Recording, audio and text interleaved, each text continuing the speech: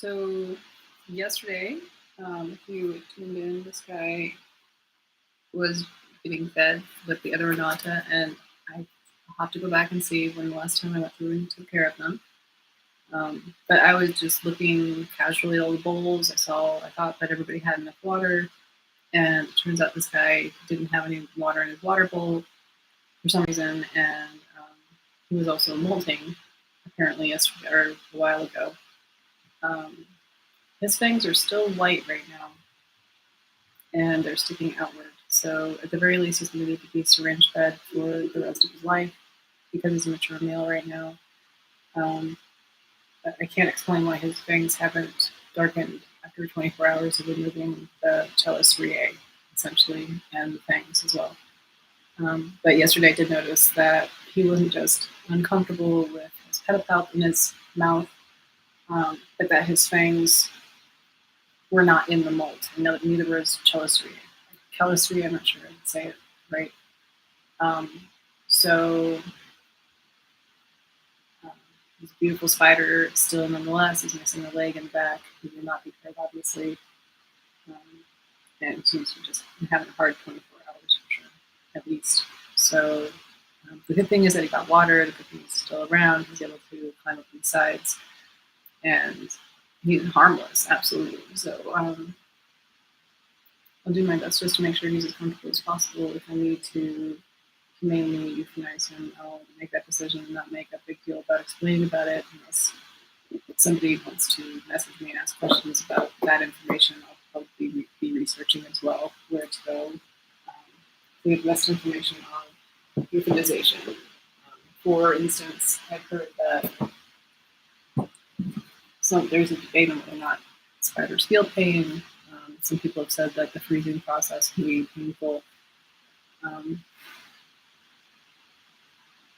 don't judge, but I just like to say if I can get the best information before making that decision. So that's just if you saw that yesterday. For everybody else, I'm just going to go ahead and just throw some water in here. If there's any boluses, then we'll make sure to just let them stay. But now they'll have, as long as there's no roaches in there, everything should be fine for just putting water in. See a big abdomen here, so this female is definitely looking good. There's an isopod already in there, so she's also good for that.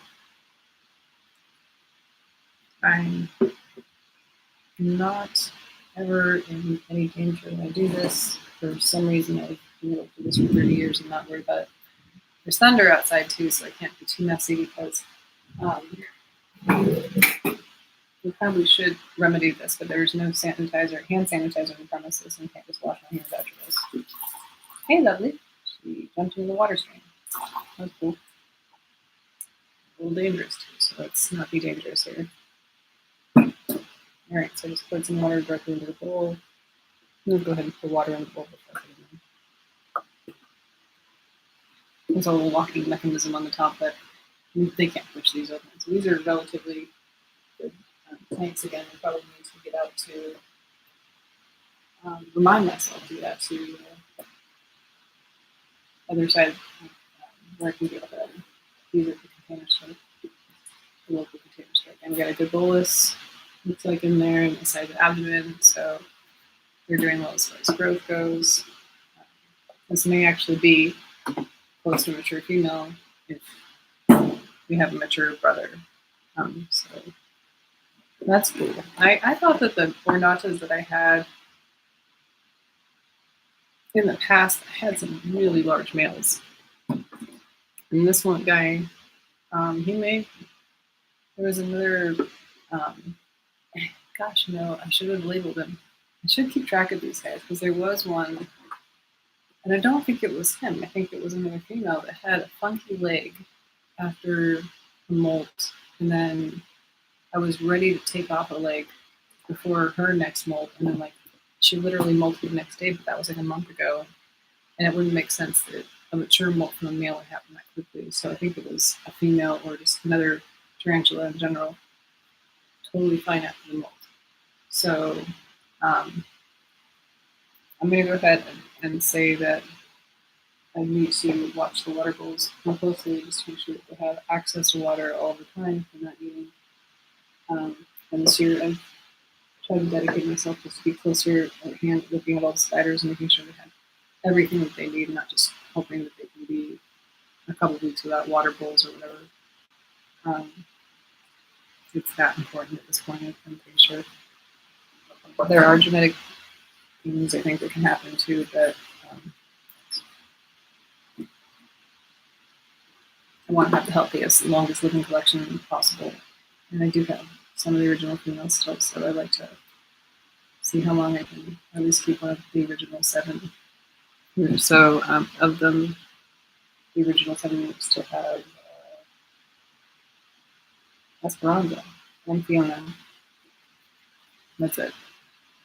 So the 2 males did not make it past. They didn't make it to a post-mature male state. Another female. I did not see a roach in this side, nor did I see it on this side. Didn't check for bullets, but she looks like she's a good size, and I didn't see a roach in this.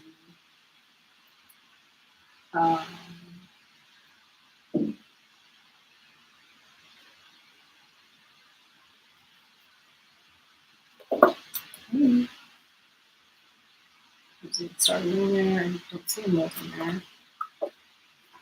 Doesn't look like they're particularly large, but I also don't see a roach anywhere around. Sometimes with the soils, there's not the roaches will go under the soil, but the ornata seem to have a. There's the roach.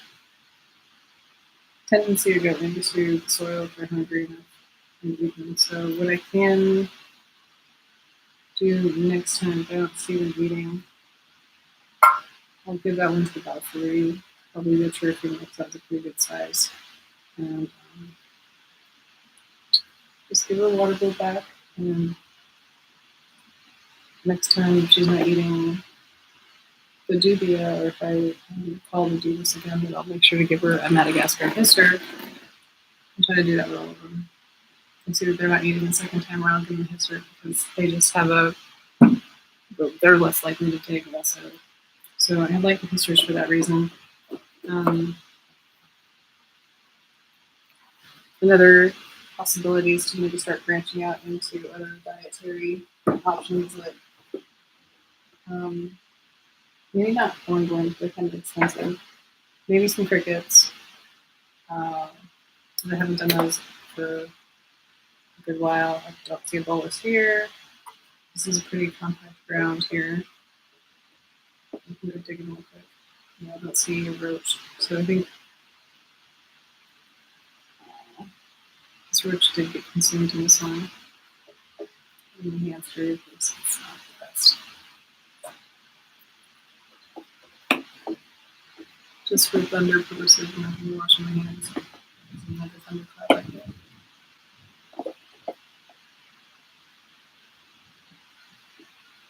So could push some soil into the back half of this. I'm going to try to press it down a little bit. There's a little bit extra soil up in here. I'd like to make it so the bowl has a spot. I don't know why the back is completely substrateless.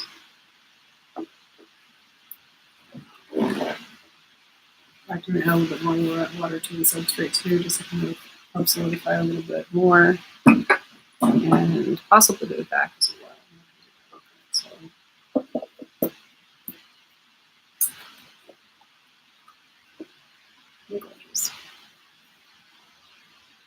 I'm just compacting it down with my fingers a little bit since I already have some dirty fingers.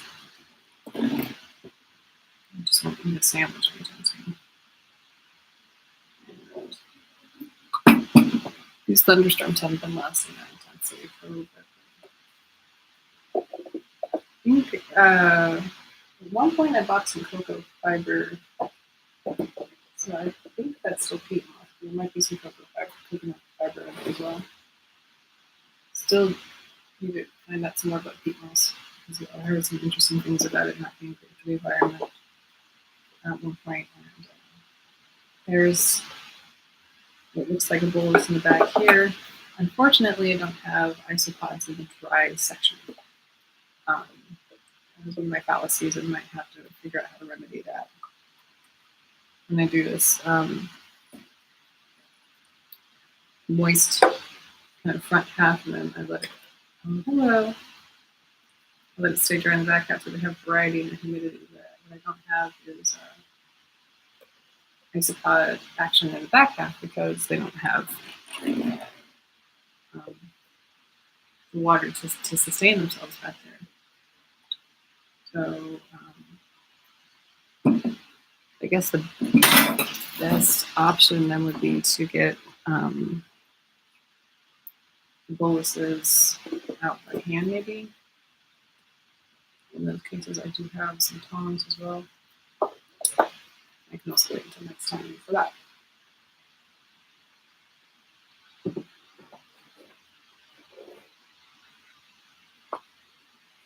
I'm not putting things off right now. So hopefully I get to these things that I'm saying that I'm going to commit to, because all of these things are essential for the tarantula health, and just doing daily work at all is really helpful for myself and for the collection.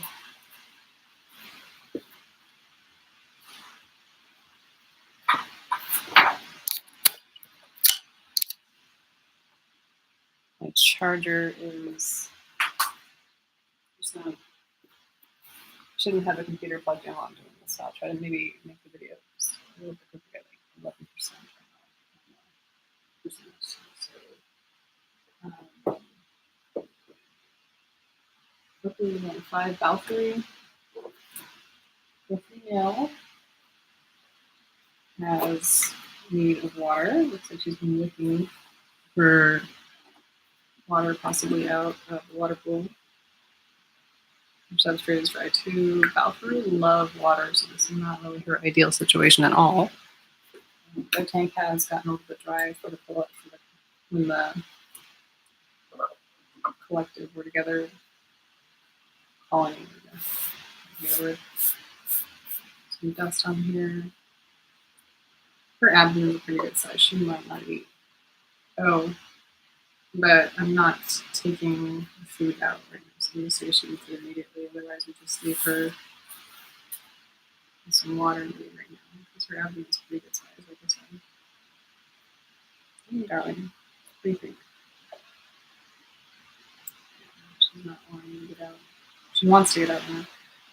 If I can remember tomorrow, what we can do.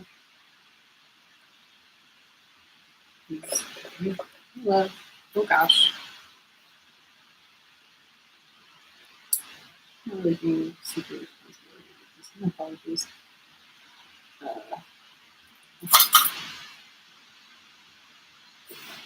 So the roach is not.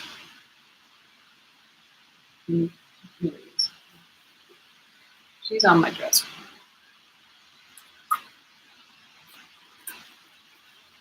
The roach is a lower spot. I'm more interested in her getting some water right now. I'm just going to let her walk right into it. Hey, okay. Beautiful species. Really just need some water right now. Help her be a little less stressed. This isn't the kind of species that usually like bolts and leaves the vicinity. Sometimes close to the area will just go.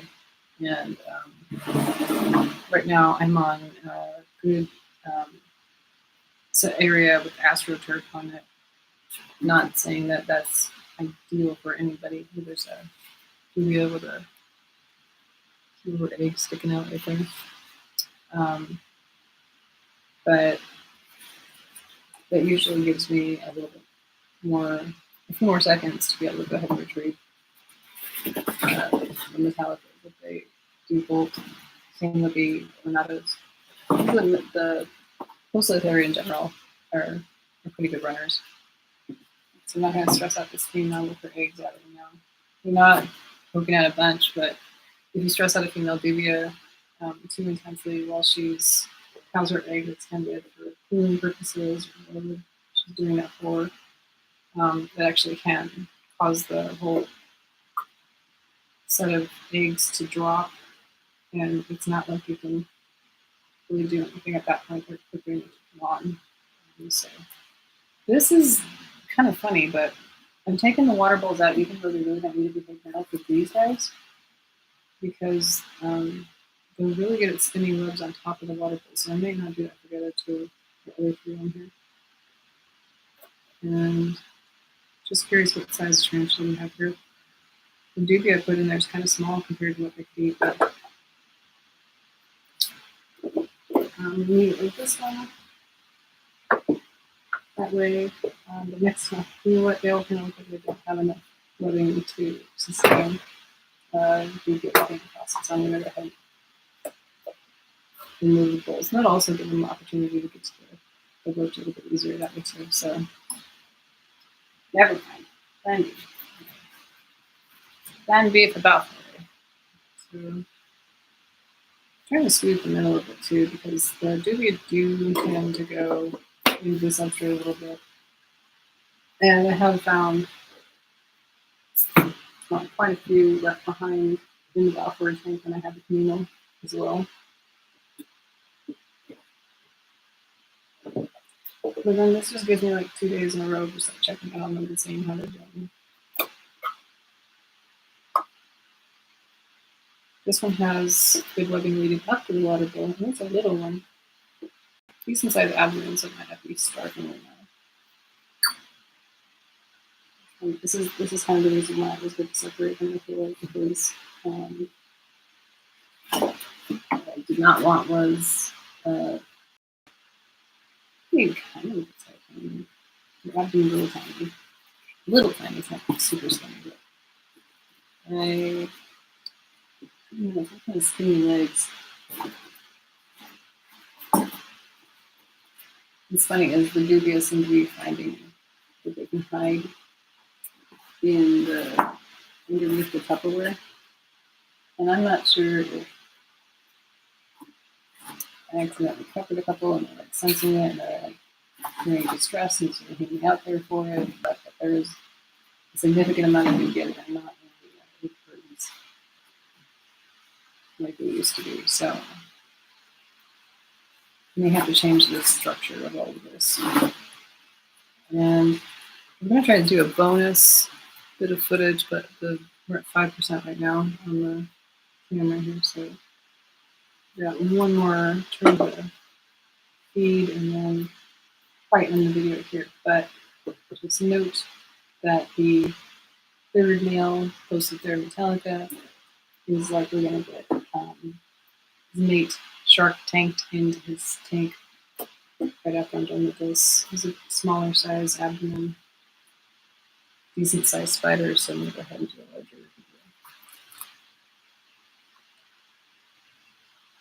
video. And kind of shy right now. Yeah, just because the battery's really low, and I don't feel like it's not super thundery right now, but it could cause some issues with the computer, so we're not going to risk it. So we don't have one of those fancy backup electrical things. Anyway, take care. Thank you for joining. Have a good day.